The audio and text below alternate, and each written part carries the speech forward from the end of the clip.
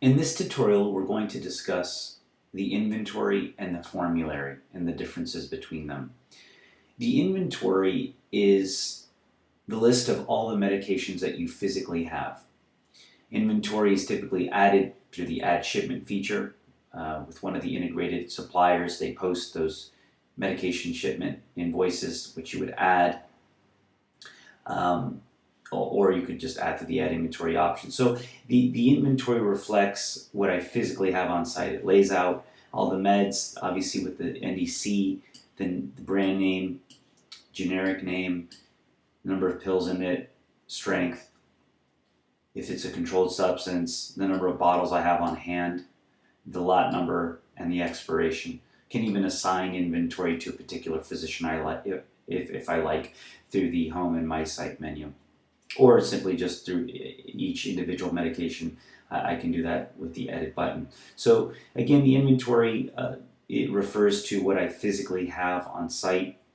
If I ever want to make adjustments to my levels, I can use the adjust levels link depending on if I have that ability enabled with my user access. So from the adjust levels screen, I can adjust things like price, how many bottles I have on hand. I can even set up my costs, which the user or the patient would never see, but I can internally if I have the ability to see financial information. That covers the inventory.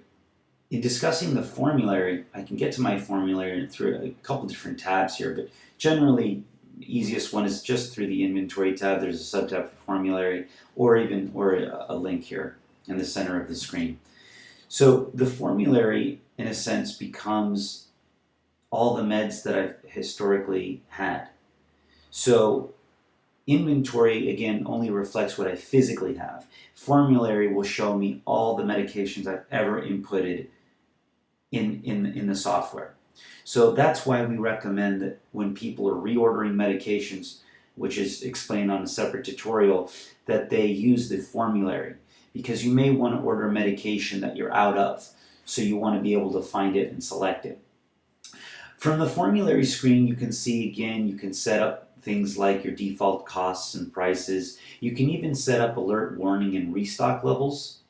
So if you know, for example, what your trends are with reordering, and you want to have the system sort of work for you to alert you once you're low on a specific medication and you want it to give you a heads up. You can even have it restock a specific amount, so it'll auto-populate on your order and even auto-generate that order if you like. So if, for example, on my amoxicillin, I want the system to alert me once I've reached, say, and I can set this up now, I want it to alert me once I'm down to 2, and I want it to warn me maybe when I'm at 3. That I can then tell the system to populate 5 more bottles for my order.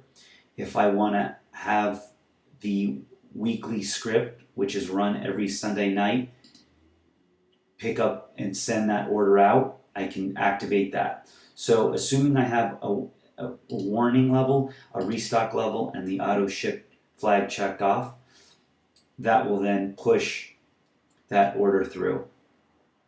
If I'm utilizing multiple suppliers for a single site, I can specify which repackager this NDC should be forwarded to every time for reordering. So you'll notice a side drop-down menu where you can select and assign that repackager. You can always add new items to a formulary. Maybe a site is requesting that they want to start ordering a new medication. You can always add an item to the formulary. You can just type in the NDC and the package quantity, and that will add that new item in.